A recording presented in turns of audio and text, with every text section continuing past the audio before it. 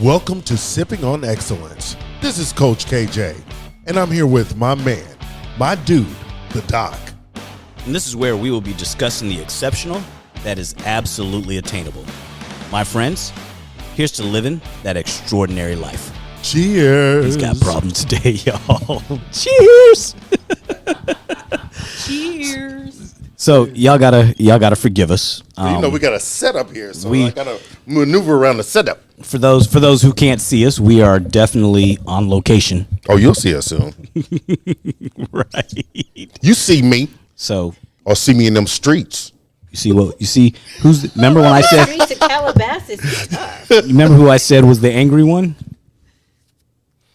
I'm not angry. Just saying. I'm seeing it. I'm not It's angry. coming out. I just have things to say. Everybody, welcome. Welcome to another episode of Sipping on Excellence.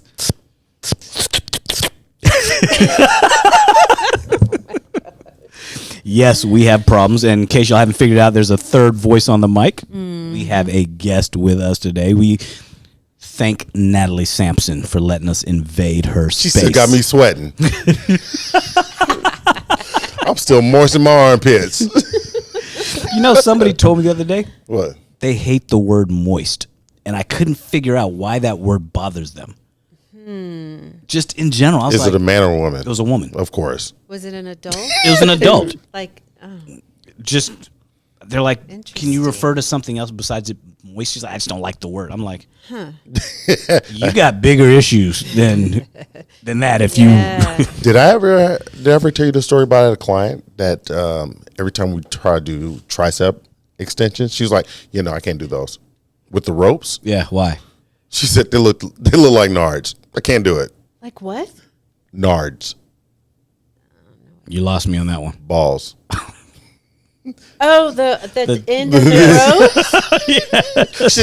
That's the way she rephrased it. She's like, they look like nards. Can't grab those. Oh, Can't grab those nards. okay. People have Well, issues. No. Yeah. People, They Okay, got, that's funny. yeah. People got more issues I than have Jack. not heard of that one.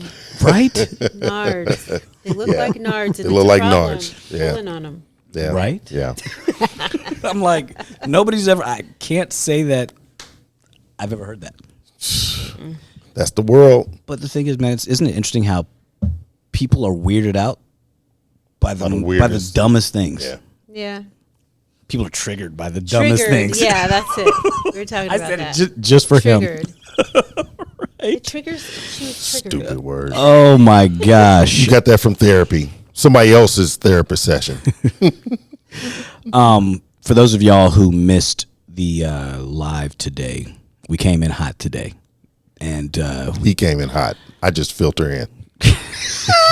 I came in asking a question. No, you came in hot. Man, lukewarm, hot. Yeah, I came in hot. What was your question? We were talking about marriage, and I was asked a question yesterday about what's the incentive to get married. Like, is there a different incentive for men to get married versus women getting married? And kind of went in that conversation. And so that was kind of what we talked about on the live today. And we're going to sort of give a recap of that. But before we do that, let's start with introducing our guest. Or better yet, Natalie, the esteemed Dr. Natalie Sampson. Give us a little bit about yourself. Introduce yourself to the folks. My name is Natalie Sampson. I'm an orthopedic physical therapist, and we are here in Calabasas at part of what is Symmetry Physical Therapy and Wellness. And I've been taking these guys through the ropes, literally hanging them from the ceiling today. And We got a lot of content coming at you yeah. based on the stuff she showed us and more to come. Yeah, and I've been working with Dr. Hunt for nearly 20 years now. Yeah, it's wild, Yeah. right? Yeah. She still puts up with me. I know. Yeah.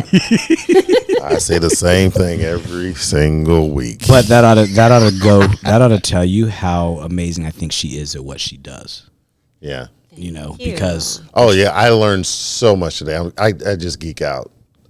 Anything physical. Like yeah, but movement. today this is my first time having her work on me. takes great care of my patients. This guy. Hey, it goes both I need ways, help. though. This guy. I need help. This guy. I need this help. guy. You need help? I need help. Just breathe. Help me. Help you. Breathe. Because we right? know he will tell everybody what they need to do. Will not do what he needs to It do. was a good day today. It was a great Yeah. day. I mean, Actually, it was I great feel good. because bet I Are go you home- relaxed? I bet I go home and knock out today. but I think I hope so. why it really worked You're for gonna have to him let me know. Yes. scientifically. It's movement. It's how that motion goes. It's the levers. He Right. gets into that. I think he Yeah. Makes he, sense. He slightly geeks out on that as well. Oh, That's there's what no triggers slight him. about it. Yeah. If you can't do the kumbaya, Right. Yeah. You got to work it from the kind of the outside in. If you're telling me to breathe, I need to be Certain. doing something else at the same time I'm breathing. right? Because Right. otherwise, just breathing to me, I'm like, I do that all day, every day. Why am I doing it different? Right, right. I call it the peas and the We'll mashed see. potatoes. I think that's going to change. Oh, it is. It is. Thank you. Look at him. Thank you. I hope It's going to change. you people out there that are listening and watching, I hope that my bringing these two together doesn't ruin my life. Meaning, they already make me work hard. This one. Now he's got full direction from knowing my ailments to just have at it. But I guess I asked for it, so You did. It's I did. teamwork. Makes the dream work. That's right. through Chief. that.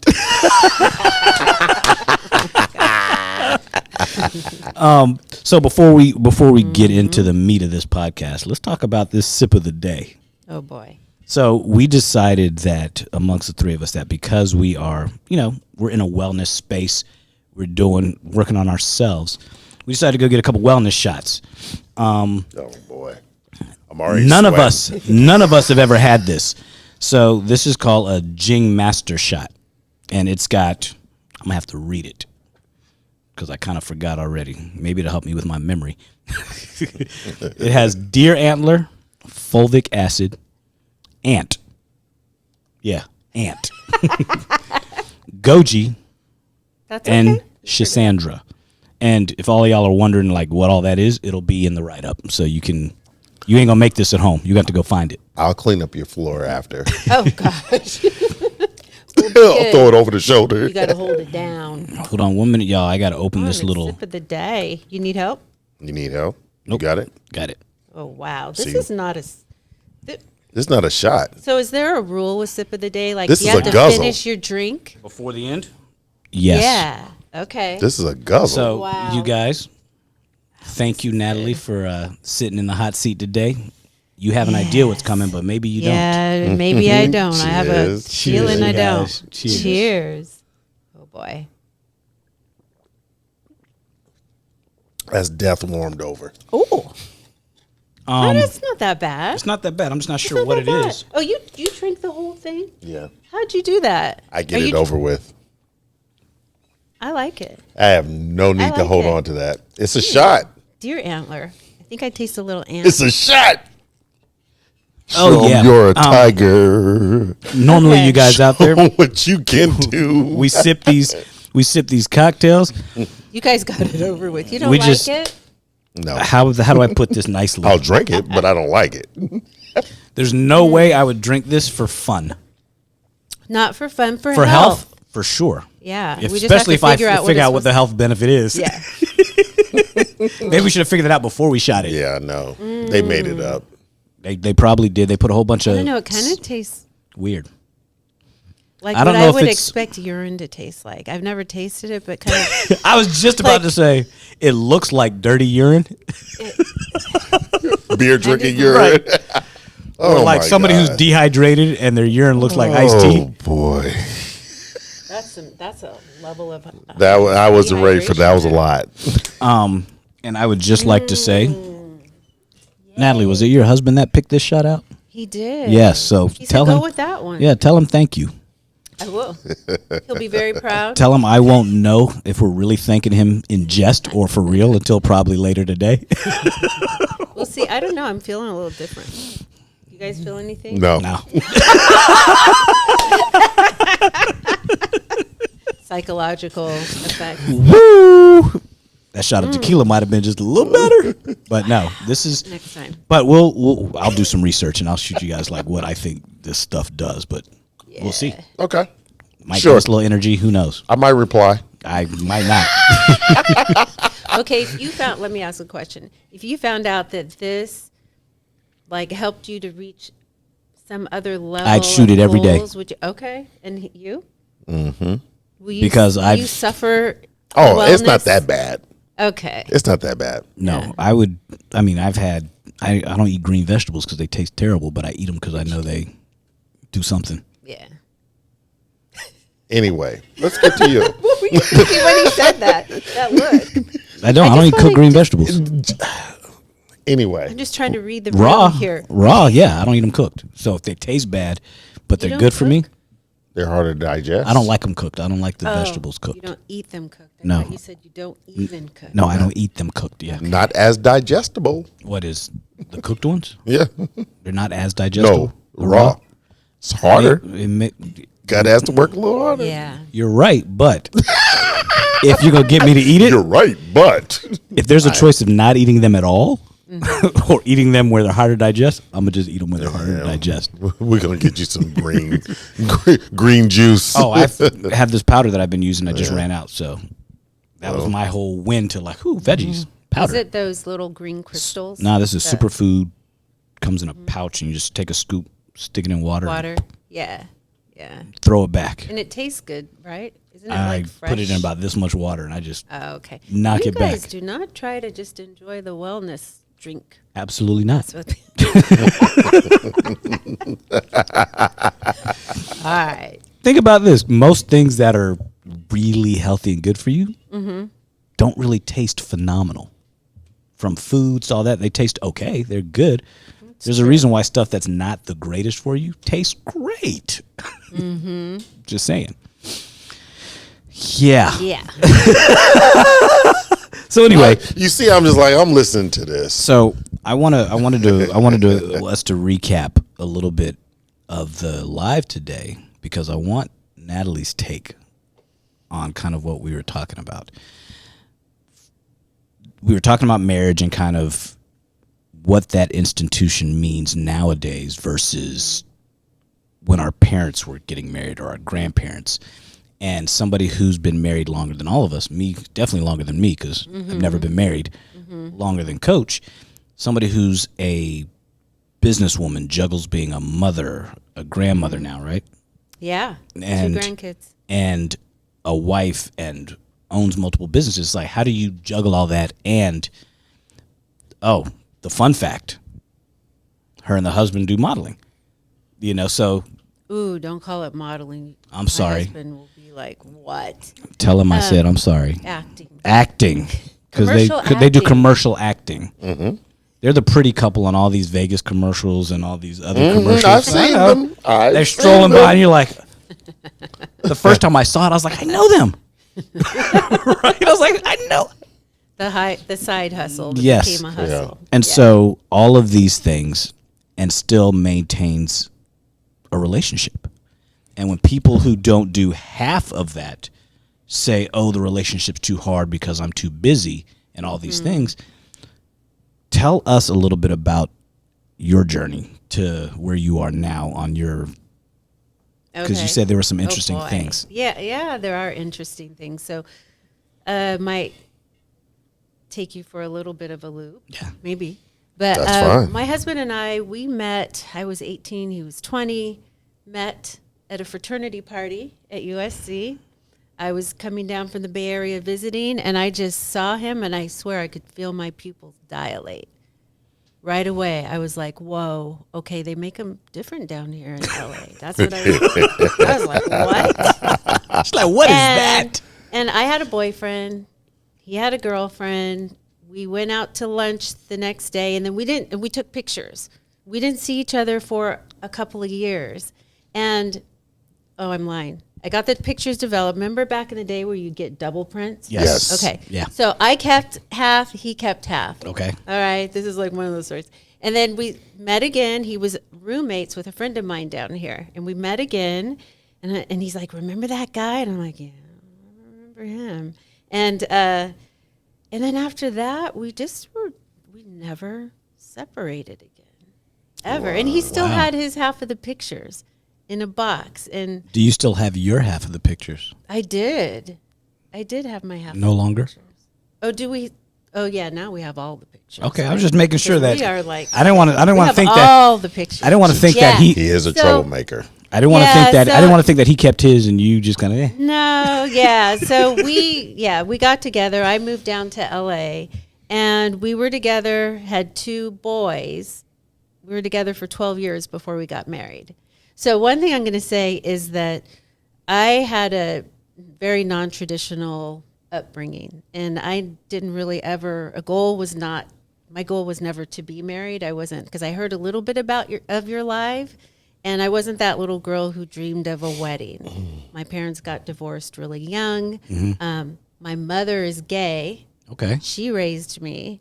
And so I had a different experience of marriage and women. And I was very fiercely independent, left home when I was 17. It wasn't a great household. So I got out of there, and I've been working ever since.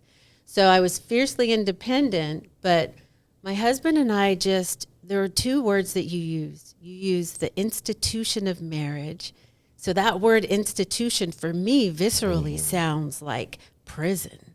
Because that's how a lot of people talk about it. The ball and chain. Yeah. Oh, I'm handcuffed. Yeah. So there was that. And then you talked about, what did you say, the consequence for a man versus a woman of getting the incentive, right? So as we evolved and we went through a lot of different changes, we had 2 little boys in those 12 years, and we went through a lot. We were young when we got together, but we evolved, and luckily along the way we just grew closer, and we kept growing closer, and then got to a point where I realized we've been through a lot. We've worked through so much. There's not really anything else that I could imagine that we can't work through. And we had 2 boys, different last names. And then at first we talked about it, and I talked about it as like conforming to society. Yeah. You know, the societal expectations. Right. But really what it was for both of us was we just wanted to we were already together. We were like so together. We're even more together now than ever through the process of doing like these commercials and all of that. It's been crazy. So we're lucky we kept growing, but we also kept expecting that. So there were times in our relationship, and I'm just going to share this for anybody out there, where maybe we just had an argument, and then there was this one day we were in the kitchen. I don't remember what we were arguing about. And then he was going to take out the trash. And when he went to go take out the trash, I said to myself, I'm like, damn it. And I said, you deserve better. You deserve love. I said all these things in my mind. He came back in the door from taking the trash out, and he just said something so loving to me, right? And it wasn't because, I know now, I didn't know it then, it wasn't because I put it out there like that. It was because putting it out there like cleared my lens, and I was able to recognize when he was coming to me and the way that I felt like I should, so I had to change my vibe, right? I had to change really what I believed about myself, even if it was just in that moment. And then we just expanded from there. At first, he'd think I was crazy because I'm like, oh, don't say that. You put out, all of that kind of woo-woo. So you had to be ready to receive it. Exactly. You got it. Yeah. Ready, not just ready, because we always think we're ready, right? Thinking you're ready and being ready. We always think we're ready, but you have to really like internalize it. Yeah, it's a state of being. Visualize it. Yeah, state of being. So that you can recognize it when it's right there in front of you. It's like with anything in life, anything that I've ever wanted to do, I have to clear my lens so that I can recognize problems and solutions when they're right there in front of me. And that's so it goes across everything, but in relationships, it's a game changer. It changes the game completely. So there were the incentive. I'm not going to say there was an incentive. I'm going to say there was a really fun party that we had. All of our friends and relatives, there was not one person that we invited to the wedding that didn't come because they wanted to see it happen. Because they're like, oh, when are you guys going to get married? And I remember the second time when I was pregnant with our second child, one of our friends, his college buddies came up to me. It's a woman, and she says, oh, he's gonna marry you this time. And I just said, oh, really? Oh, good to know. Because she assumed that, I don't know, that I was waiting for him to ask me. She to didn't be married. know. Yeah. She didn't know. Yeah. So thank her for that unsolicited advice. Right. And you know my dad. Yes. Right. So at our wedding, I didn't know this until our wedding, but my dad made his speech. And he said, after Natalie had, after we had our first son, my husband, I did not know this, said to my dad, oh, don't worry. We're going to get married. I'm going to ask her to marry me. Mm-hmm. And my dad said in his speech, oh, boy, he doesn't know my daughter. But he did. He didn't. Our decision to get married was a mutual coming together. There was no official proposal and all of that. It was just that time. It was that time. And this is, felt great. that was the thing that I mentioned earlier today, how some people will head down that road because others around them are pressuring them to do so. And like you just said, you guys came together when you both said, yeah, this is time. Right. Like, I never understood the whole, like we were talking about the whole idea of why do people break up after they propose and somebody says no? Mm-hmm. Well, because in their mind, that is a breakup. If you tell me no, that means you don't want to be with me. Not, I'm just not ready. Right. And usually, because it's usually the man asking, his ego is shot at that point. Yeah. And so if I were to walk down that plank, I would for sure know ahead of time. That plank. See? I know. I'm he listening. Introduced it It's the with plank. a negative. Like on Captain Hook's Dar! Arg! Walk the plank. Walk the plank or take this hook. And then what happens when you're at the edge of that plank? Is it just like a drop to the abyss? It's the unknown. It's the unknown. And so people fear the unknown. And so nobody runs to the unknown. They tiptoe. Okay. So I have advice. Yes. And we talked about this earlier, getting comfortable with the unknown. So not even thinking about what's on the other side of something, but following it as long as you feel energized toward it, not working hard to it, but feeling energy as you move in that direction. And don't worry about what's on the other side, because it'll come. So my question was that I put out there was, why does it have to be a legal thing? Why can't it just be me and you saying, you know what? I'm committed to you. You're committed to me. Let's just go. Why do I have to sign a piece of paper with the state that says the state recognizes us as a couple? I could care less if they recognize me at all. Right. Especially if if I'm not doing it for tax purposes or financial benefit or green card. If the legal paper doesn't matter for us to progress in our lives, why do I have to sign that paper? Why can't we just agree that we're together? Yeah. It's just what you were saying before. It's the societal expectations. It's the pressure from family, friends, and then just what it looks like from the outside in. People don't know about your commitment, and nor should you care, though. But most women, though, it looks worse on the woman. That's why that woman came up to me and said, "Oh, don't worry, he's gonna ask you to marry him." But for me, the difference is that I had a lot of practice growing up, not caring and developing that sense of not caring what other people think. I care, but because my mom's of her lifestyle and back in the 70s, that was really, so I had to develop this sense of being okay with knowing who I am and being okay with others not knowing. But the question I have then is, with the societal pressures, Yeah. you were with your husband for 12 years. Yeah. How does society know that you weren't married? Unless you told them. You could have easily just, and this is what I tell people, I've never seen any of my friends' marriage certificates. Mm-hmm. They just say, we're married, and they had a wedding. Some people say, I went to the courthouse and got married, or we went on a trip and we came back from Vegas married. Yeah. And we just accept it. You know what I Yeah. mean? But the thing about it, Yeah, we that was us. just accepted that we're now married, that you guys are now married. Yeah. Change your last name, because you can change your last name if you want to at any point. Right. Oh, that's another thing. You know what I mean? So Yeah. nobody's ever seen the marriage certificate. Mm-hmm. And for religious reasons, if you want to get married in a church, get married in a church. You don't have to sign a marriage certificate to get married in a church, because that's the true. separation of church and state. Yeah.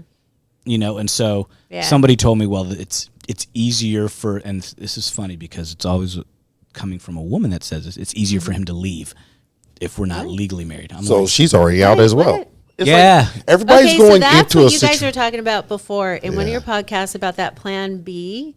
That Yes. was another decision to get married too. There were no more Plan Bs. Like, This is did it. I ever have Plan Bs? Yeah, I did when we were young and going through different things. It's like, oh boy, am I going to be a single mom? But let me tell you about those Plan Bs. One of those Plan Bs is the reason why we work together. It pushed me to seek higher education. I didn't go to school until I had my 2 boys. And then I told you I had my daughter in graduate school. That was the motivation. But by the time I got to that higher level, we were so connected and we both support each other in whatever it is we want to do. So he he saw a different side of me going through the education, and he still says it now. Oh, I just thought, I didn't know you were way into science and math and could think that way. And he had just a different level of respect for me and I him with the type of father he is. And we just, so I would venture to say that wasn't your Plan B then. That was your purpose that you just didn't pursue yet. Yeah. It was a delayed pursuit of your insightful. purpose instead of that being your Plan B. Right. That's Plan kind of B, after what you Plan B is. Yeah. If this doesn't work, then I'm going to do that. Yeah. Yeah, no, I didn't have that. No, so you had I would say no, I you didn't didn't have know that. you had a delayed track, Yeah. but you were still on purpose. Yeah, Right. you had a purposeful track. Yeah, and so I like that. I'm in counseling right now. I always tell people, please, we're in counseling every week. Yeah. It ends up we counsel each other every week. Yeah. And so you mentioned something earlier about the different last names. Yeah. And one of my good friends, dude who did the work, the logo for our podcast. I love how you said that because it's He's usually right behind us. Yeah. But did our logo, Yeah.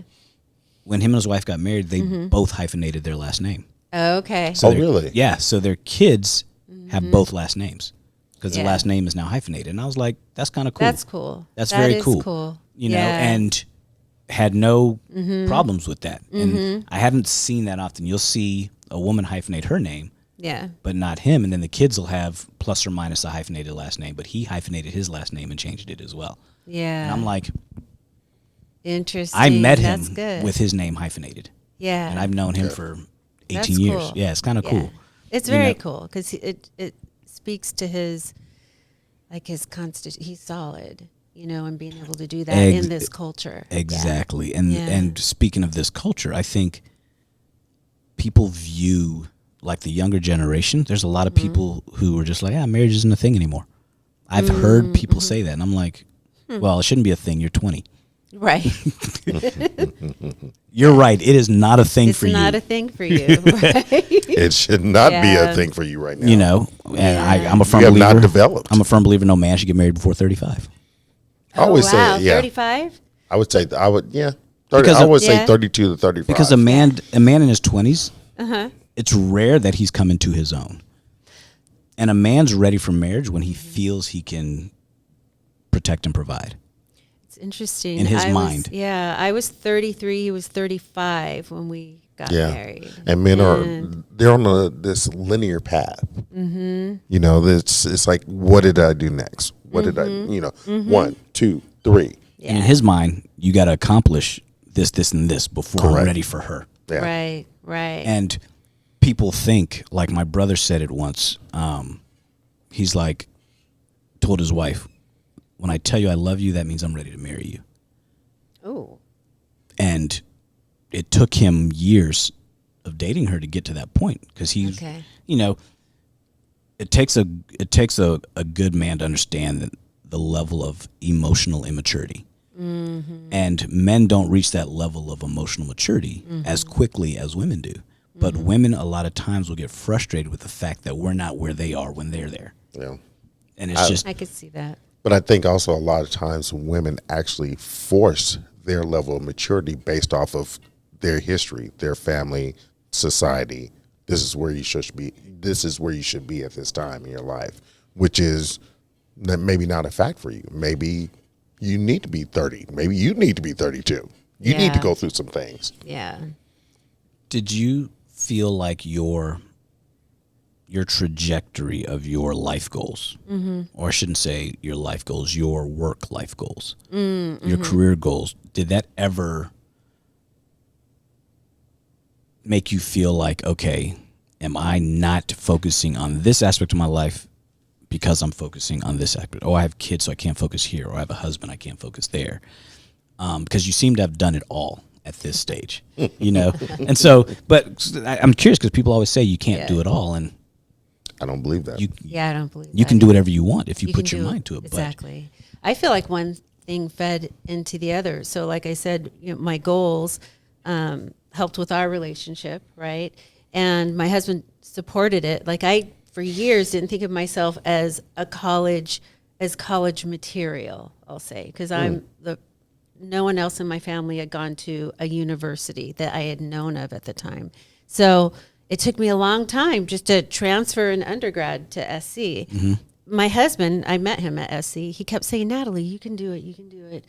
It's not that big of a deal, he'd say. It was probably, when I look back, I'm like, well, what if it was a big deal? Could I do it then? But anyways, he supported that. Finally, I applied, transferred in, and that was a really good, rich environment for my kids. Like if my kids had a day off of school, I took them to class with me so that they could feel comfortable on a college campus. So it wasn't foreign to them in the way that it was foreign to me.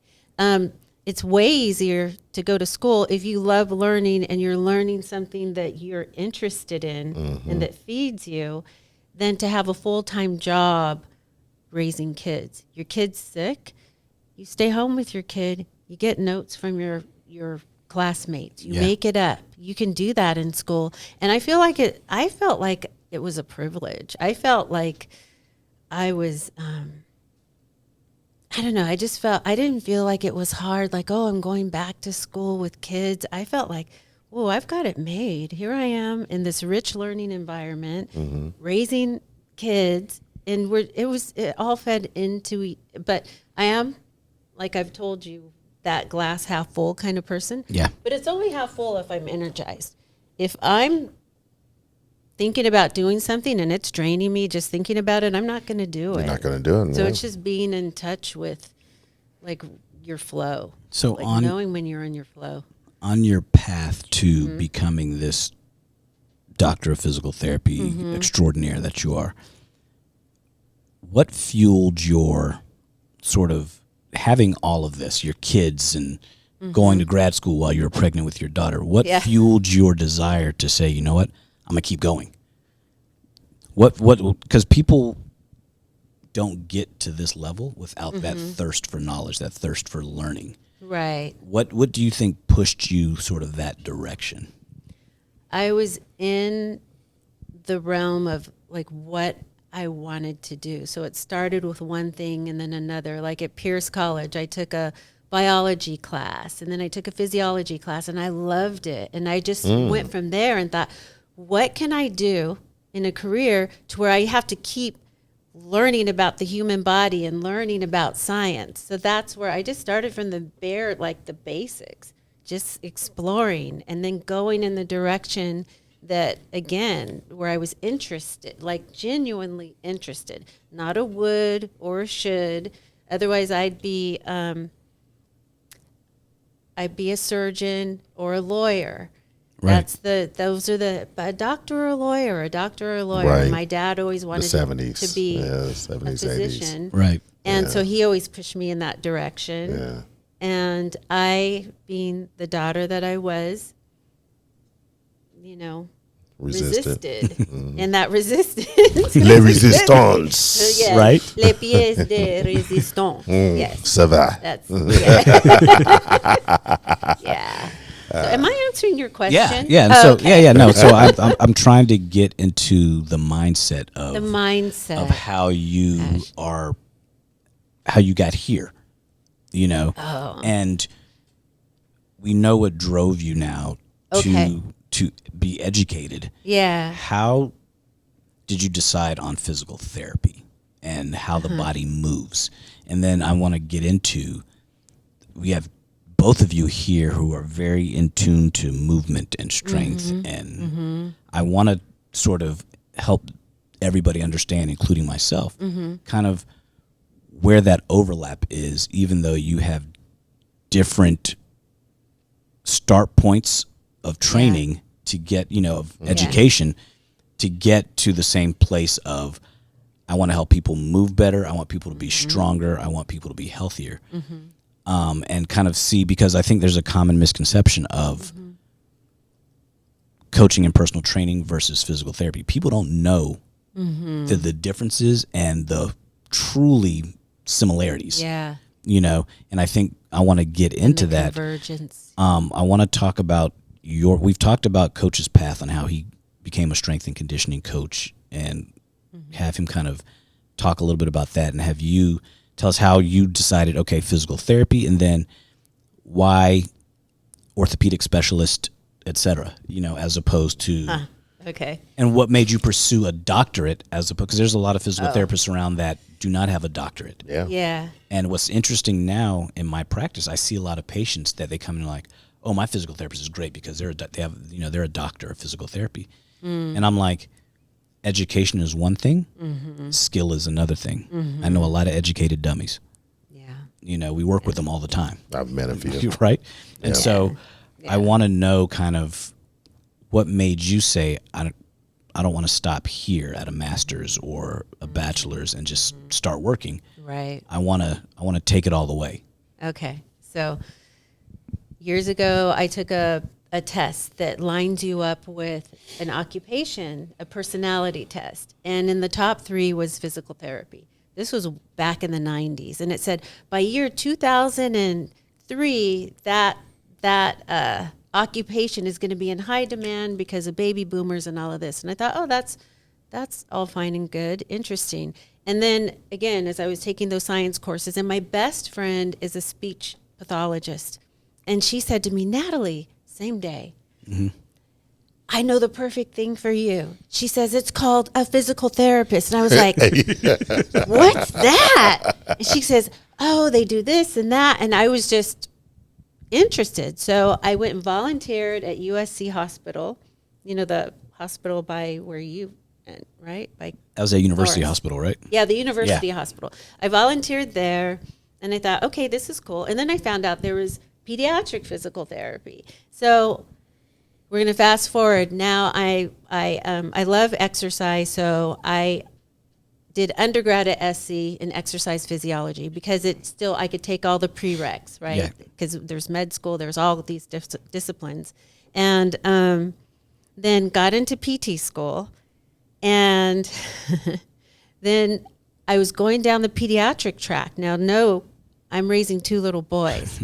There's only so much energy for kid energy. Correct. So I'm all day doing an internship with little ones, and then going home with my little ones. I'm like, no, this is not. It's not working. No, it's not going to work. And I was just more interested too in, I love the babies, but the work is different. When you work with adults, it's good to know the developmental stages. That's the benefit of work studying peds. But then with adults, it's you get to use your skills. You know, all the things that we did today, the hands-on, the joint mobilization, the exercise, all of that. You have to really just kind of ferret it all out. It's like putting together this puzzle. So I knew that was my track. Also, my dad, right, was while I was growing up, he was doing orthopedic prosthetic implants. So total hip, total knee, total hip, knee, all of that. And so I was always watching him prep for surgeries, right? Yeah. I knew I was interested in that. And I thought, do I want to be a surgeon? It's like wood shop on the body, because my dad would have the sawbones. Really and then when I is. was in graduate school, then he moved to spine. Yeah. And then we just got all into spine, and then I got to go to spine surgeries down in San Diego with Dr. Newton. He does Peter the Newton. pediatric scoliosis. Yep. And I'm like, okay, I love it. So that was that. But then you asked me doctorate. I know myself. So I looked up the different programs, and I saw there's a master's program and there's a doctorate program. I knew that if I go down the street from my house to Cal State Northridge and get a master's degree, but I know that there's a doctorate degree, even though it's going to take me an hour and a half each way to go to SC. I'm going to want that doctorate degree, because that's just me. I'm just hungry. I want to know what there is to know. See, that That's right there just is me. what separates the good from the great. So hungry there, and then I'll just transition. As far as opening like businesses and dipping my toes into different things, that's just about not being afraid to fail. It's developing that internal dialogue. That's what we were talking about. Of not being afraid to fail. So that goes along with, too, what do people see? What do they think about you? Maybe I'm not going to try that, because then if I fail, I'm going to look like X, Y, and Z. Well, and people don't want to feel uncomfortable. They're afraid of being uncomfortable. And sometimes you have to be uncomfortable in order to excel. We had a podcast that we talked about, what do you fear? And failure was one of those big things. And people don't want to embrace failure. And is it really failure if you learn from it? No, because you learn, And like, what do you say, fall forward? I mean, Fall forward? I mean, I say fail forward, but Fail forward. Fail forward. Yeah, fail but forward. also failing is there's no such thing as failing. The only failure is not doing. Yes, that's exactly it. Yeah, if you I won't say fail, if you don't accomplish what you set out to accomplish, and you stop there and you just don't learn from it or don't do anything from it, then that's the failure. That is. You know, that's an unfortunate. and so many people just give up. Like, they give up on the littlest hiccup, not even a failure, just a little hiccup, you know, and I'm just like, you don't get it. You were this close if you just stuck it out for another day. Yeah. You know? And there's also the issue of comparison. So people comparing themselves to others and thinking, well, this is what it should look like, looking at somebody else's trajectory to get from here to here. And then they go along the way, well, I'm not looking like that person, so I'm going to stop. Because there's so many different ways to get to whatever, X up here. And so you got to be open to that and know that your path might be, and most likely will be, uniquely yours.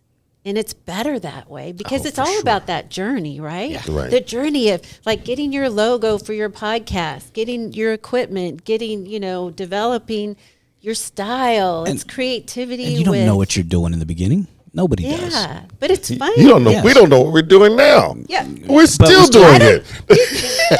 Seriously. But it's a different, we don't know, because we keep progressing and Yes. we don't know. Yes. I mean, learning medicine, doing what you do every day. I learned so much in the last couple of hours that I had no idea about, and so when you're not open to actually learning that stuff, you close your mind off. I don't know it. I'm just going to stick in my niche and just know this. Yeah. Then That's not living. to me, that's failing. Yeah. Like, I have a friend of mine who just is pregnant. And the first thing she said to me was like, oh my God, what are we going to do? We don't know how to be parents. I was like, nobody does. Nobody knows how to be a parent. You learn that shit on the fly. You do. You do. Everybody can tell you, you should do this, this, and this. Yeah. That's what you did with your kid. Yeah. Yeah, yeah. And there's no perfection in it either. At all. And that's one of those things. So yeah. the only time you fail as a parent, I think, and I'm not a parent, but the time you fail as a parent is when you give up on your kids. You know, when they're kids. You know, once they're adults, it's like, dude, you got to figure this out now. That and not being open to, I've learned, my kids are my greatest teachers. I've learned just even from infancy, you learn a lot about yourself through your children and your interaction with your children. They teach you a lot about yourself, and then directly as they get older, indirectly as they're growing up. Yeah. If you're open and you're more self-aware, like where is this coming from, and you know, just figuring it out. To switch gears a little bit, I wanted Coach to touch on physical therapist, his view of kind of how they play into what he does every day, because we've talked about it, and it's like, yes, I do this, but I'm not the person that's going to do that. Yeah. You know, I'm not here to. I'm not the healing component. I just help the process of the healing after they've seen her. I'm the person that says every time someone goes, they say they go to a physical therapist. I said, before you go, here are my questions. What do I need to know? What do we need to progress with? And what do I need to use? I just have a series of questions. Yeah. Because I want us to have a relationship. You know, when I'm training with a client, it's not you're my client. Nobody else can see you. Like, no, it's community. Yes. Like, I want you to work with the boxing coach. I want you to go to a PT. I want you to do Pilates. I want you to try yoga. I want you to try all these things because I want you to understand where your love follows. Because you may not love what I do, but you know I'm going to get you to where you want to look faster. Yeah. Ideally, but you do need strength. But I want you to be more versed. I want you to see other things. But especially when you go to a PT, I want to know what's going on because I need to know where are the off buttons, where, you know, what's going on with the hip, what's going on with the feet, what's going on with the ankles, because there's lines of disconnect that I'm seeing with you. So, you know, I'm a big believer in PT, but I try to tell people I'm not a physical therapist. Right. I can work on things. I can do some body tempering and body work and manipulation, but I am not a PT. Yeah. I will work with one, but I'm not a PT. From the outside looking in, what I tell patients, because PT's not I always tell people therapy shouldn't be a lifelong process. Therapy's to get you to a point where you can get over that hump, and then now you have to put in the work to maintain. And even while you're going to therapy, most therapists will only see you 2-3 days a week. Right. But you have homework to do. If you're not that person that can do the homework, then this is where a good coach or a trainer can come in and help. Like you were saying, I need to know what's wrong, and I need to know what you want them to do and what not to do, what to avoid, and then I can work around that. So each time they see you or each week with you, they're better. And that's where I think they can spread visits out to once a week, you know, twice a week, once a week, because you know the rest of the time they're working with somebody like him who's pushing them forward. People in general, if you leave it to themselves to do it on their own, most people aren't motivated enough to do it on their own. And you would think pain or ailments or sort of deconditioning will drive them to want to do it. It doesn't at all. Yeah. So that's the intersection that I work in. So what I'll say too is I'm not healing them either. Like you're saying, I'm not healing them. I am facilitating their healing by educating them. But where my biggest work is letting them, like, getting to what their goals are. It typically always needs to be connected to their values and their purpose. If I just connect it to, oh, well, you'll be able to move better, or, oh, you'll have decreased pain, or you'll be stronger, that's too surface, it's too general. I need to figure out what their purpose is, what their value is, how they value, you know, you have a grandchild on the way. Do you want to be able to travel to go see that grandchild? Do you want to, you know, and I put it in that way, right? We work on that. It's basically mindset. All the other stuff is just educating them about their bodies. Everybody always wants a name. I don't like names. Well, what is it? I was treating a friend of mine the other day, plantar fasciitis. And then he comes in and I'm like, yeah, no, it's not plantar fasciitis. I mean, he didn't even have pain first step in the morning. I'm like, that's not what it is. But I need a diagnosis. And then he's like, but what is it? I said, we're not going to give it a name, but this is what you're going to work on. And he's good. He'll do his home exercise program. But the thing that's different, and I am fortunate to have, is that if somebody comes in and I give them work to do, right away I say, this is a team effort. You're going to see me maybe 2 hours a week, but it's all the hours in between that make all of the difference. And you've got to do that, or else we're not a good match. I will not continue to see somebody if they're not holding up their end. I tell them, I'm invested, you need to be invested too. So if they're not doing their stuff, then we can't do it. So that's part of how this area developed too, because then I was able to, send them over here and we collaborate, and so I would do that with someone like you at your level of expertise. This is what we're working on, and I wouldn't say what exercises to do. I would just say, needs to work on calf strengthening, hip abduction, you know, those things, and then you create whatever it is, and that's it, and we collaborate in that way, and that's been the best, especially for those that have a hard time motivating, and also for people that just aren't body aware. Some people, I can show them an exercise over and over again, and they're just not connected to how they're moving, and because half the time they're not. Because half the time they're not there with you. Yeah. I mean, we saw a version of this today with you pointing out what he needed to work on with me. It was wild, because it was like, you're saying these things and he's over there nodding, and I'm like, oh, this might get good. or it might get painful. No, it'll be good. But one thing I noticed today when you were saying, you just said, look down at me and you're like, stop thinking. You're like, you're thinking, aren't you? You're thinking, yeah. And I was like, well, aren't we always? But then I realized, well, yeah, I'm thinking about what you're trying to do, and then I'm not just letting go. And I was like, that's just that little switch that people don't think about. I mean, it's more than just therapy. It's more than just training. You know, I always tell Coach he's like a therapist when he's dealing with people, because yes, you're getting them to move, but you're also trying to get into their mindset. Yeah. You know, and I think a good physical therapist has to do the same. Yeah. And too many people out there, and I've, as you know, work with hundreds across the country.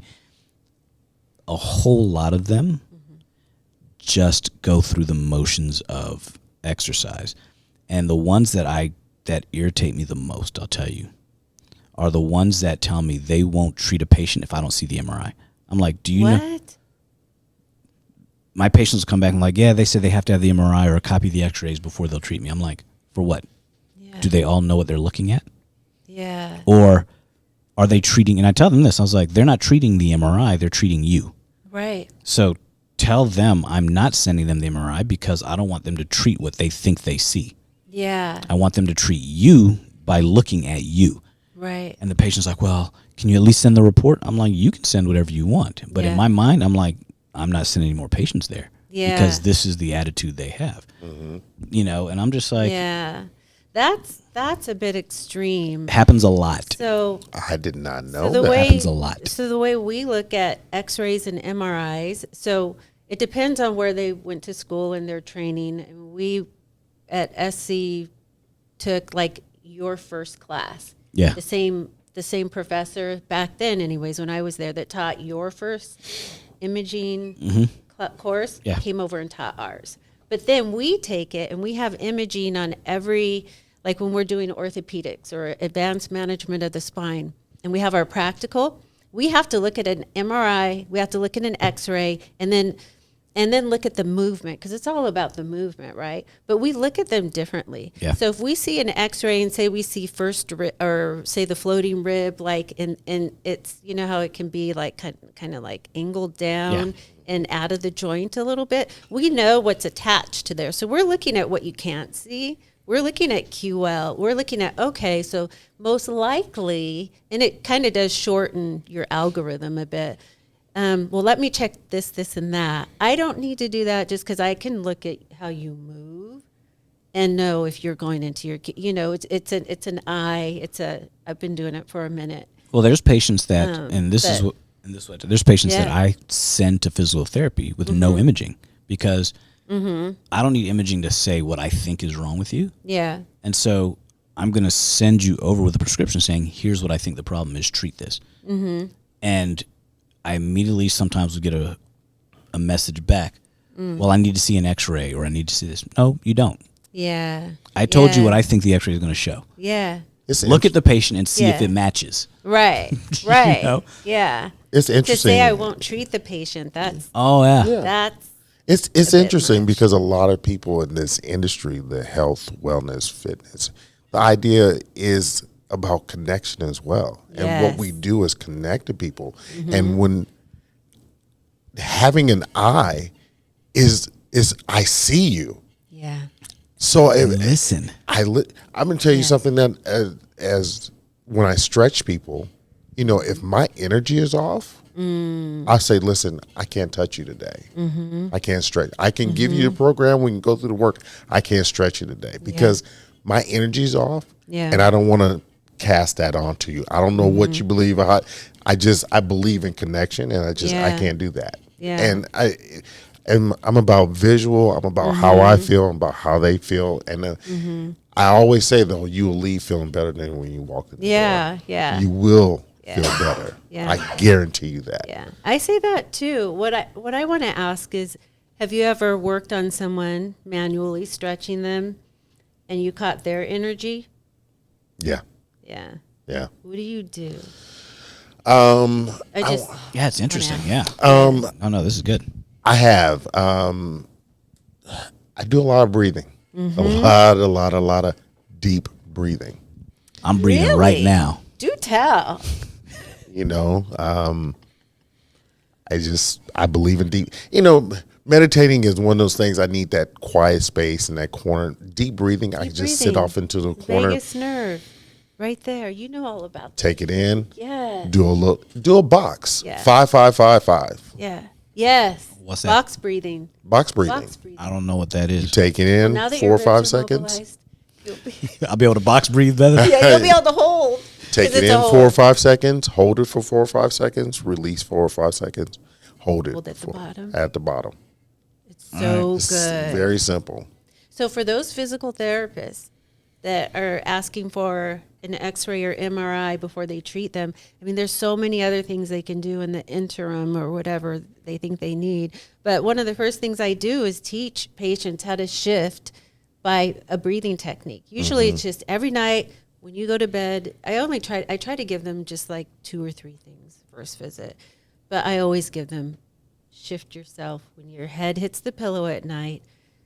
Just like 7 inhalations in and out through the nose. I explain to them why that relaxes you. I talk about nitric oxide. They just like find it fascinating.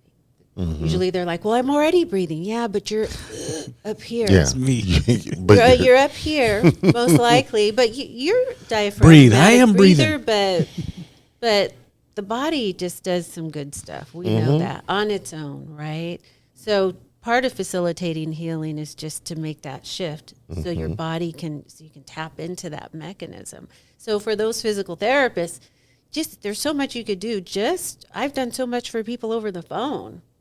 Interesting, yeah. Over the phone, online, during the shutdown, COVID, Zoom. I don't have to. We don't have to always touch. We could just Right. connect, watch how they move, and educate. Connect and educate. Yes. That's important. I mean, Yeah. in everything we do. Yeah, it So is. now, what you do though, I don't know many personal trainers that work in the way that you do, though, with the questions and the connection and that insight. It's very the world of personal training has become very unpersonal. It is. It's once again like any field. It becomes just another system, another Right. meal. You know, it's like I see trainers coming to the gym and they have their program. Yeah. And they say, this is what we're going to do. Oh, well, you know, my hip's a little off. Oh, yeah, well, you still got to do these squats on the Smith machine. Yeah. Really? A Smith machine and squats? No. And my hips a little. Yeah, and you're like, oh, okay. Oh, you fine. You be fine. You know, come on, keep going, keep going, keep going. But they're not connecting. Always have a template of what we're going to do, but I always say, what do I say first? Everything he walks in and says, "How you feeling today?" Yeah. And then after that, he's like, "How was your week?" That's huge. Like, was it a busy surgery week? And so I now, after all this time working with him, I know the answers he's looking for. So I'll tell him the pertinent stuff. Yeah, I was in surgery all day yesterday, standing like this, or I'll know how to fine tune it to tell him exactly what the week. And then it was, "What'd you do this week?" Yeah. Meaning, because I train with him on Saturdays, so he gives me exercise to do all week, and he wants to know, did I hit those all week, or what days did I work out? Because then I'll see him transition from what he thought he wanted to do to, okay, we got to switch this up a bit, or I was able to do some leg stuff yesterday, blah blah, whatever. He's like, all right, we're not doing no heavy lifting today. How's your back? It's a little tight. Okay, we're gonna switch off from that. We're not doing this. But I can see his mind. Yeah. Most people don't do that. They just come in and say, all right, here's our plan for today. Oh, you're feeling a little off? Okay, we'll just put a little less weight on the machine, or we'll do this. Right. But it's still the same thing. Right. Have you ever seen the movie? I'm a movie guy, if you don't know that already. You ever see them? And it taught me about cattle herding, is Australia. Okay, do you remember the movie? No. Okay, so I'm the worst. So we don't know anything about cattle herding, but in any case, there's always the cowboy in the front. Yeah. The cows are following, right? There's always a cowboys left to right, and then there's one pushing up the rear. Yeah. Sometimes people you have to just lead; they just follow. Sometimes you got to guide them left to right. Yes. Sometimes you got to fall back and push them from behind. I just look at training as that's why I ask those questions. Where am I going today? Do I stay in the front? Do I run from the sides? Do I run from the back? I like that. That taught me a lot about personal. I was like, that's it right there. Yeah. So you watched the movie And I get analogies from the movie. Yeah. My wife calls me my wife calls me an analogy king. He's that dude. But you just pull stuff out. Pull She's that like, from cattle herding. and that's why he's able to drop these gems all the time. He's always these little pearls. He'll joke, and all of a sudden there's a pearl in there. You're like, Yeah. oh, Yeah. I'm gonna steal that one. Pocket that thing. You don't mind, do you? I'm gonna take it anyway. No, this has been a great conversation. We could literally go on forever about this, and I think there's gonna be some things that we need to revisit. Again, once I'm in better shape. You're in great shape. Once I start sleeping more, and so the question and breathing more. Thank you so much for hanging out, letting us come invade your space. I know. Hey, You know? it was On a your day pleasure. off. This is awesome. Natalie, tell everybody where they can find you. You can find me at mysymmetrypt.com. That's the website. And at Symmetry PT On Instagram. Instagram. Yeah, Symmetry PT. Dude, check her out. She is phenomenal. Amazing. I feel better. Coach KJ, Thank you. where they can find you, bro? At Coach AJ Knows on Instagram.